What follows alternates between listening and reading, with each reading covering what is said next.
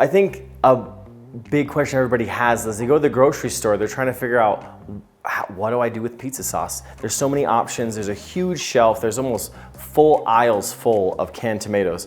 And really, I think that, making with fresh tomatoes can be an option, but you're gonna get a more consistent result by using a can. So now we gotta choose which can and how we do it, right? So what you want to avoid are tomatoes that have a lot of additives to them if you're gonna make your own sauce, okay? So this one, for example, whatever brand this is, it has calcium chloride added to it, which is a hardening agent. It makes it so it's never gonna break down. The tomatoes are meant to be stiff through the entire cooking process. So if you're gonna make a sauce with this, whether it be a pasta sauce or a sauce for pizza, you're not gonna wanna use something that has an additive like calcium chloride, right? That's one thing that sets apart San Marzano tomatoes is that there's no additives to it. Usually a little citric acid, a little salt is all that they'll add to them. And with that, it makes it so the tomatoes actually will break down or puree a lot easier. You can even crush them with your hands. You see this is so soft.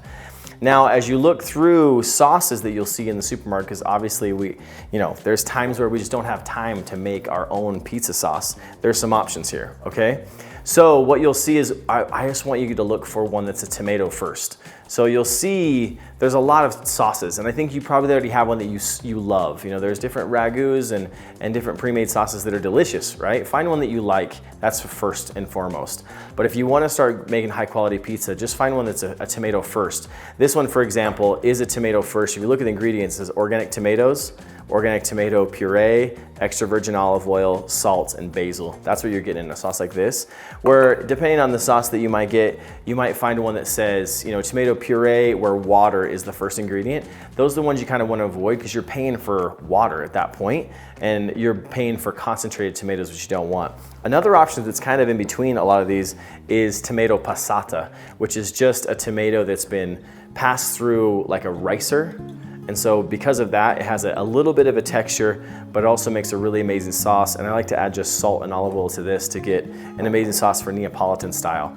When you're talking about 16-inch New York, which we do a lot, you want a little bit deeper and darker sauces. The Classico works out really amazing for just a New York style. And this Bianco, and then other even marinaras and ragouts that you might see taste really amazing on a pizza. So just find one that you like. My personal favorite pizza sauce that's a pre-made is actually this one right here. The Bianco is my favorite. It's the only one on the market, which is kind of hard to find. I think you have to buy it online most of the time. I think it's on Amazon, it's at some specialty food stores.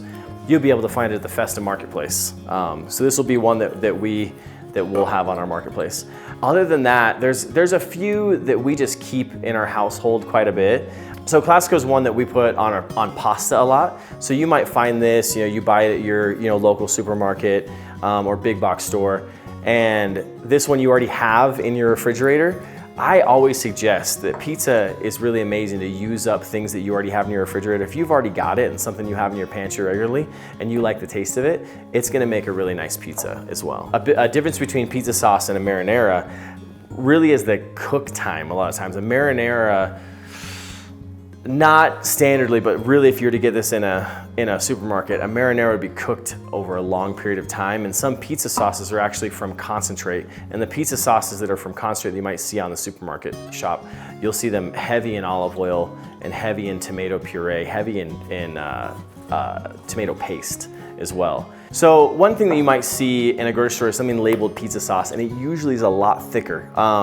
And they'll charge you a premium for a smaller jar, where something like this, which is like a marinara, you can really just put this on the stove and bring it to a simmer, probably for about 3 or 4 minutes, and you're already gonna have close to the same exact consistency at a lower price point. So something to think about as you're looking through of your style of pizzas that you like the most. Really, I always lean towards what tastes good. If you taste it and you love it, it's great. I think that when we're trying to find something that we truly believe in, we might want to look for a tomato first product. But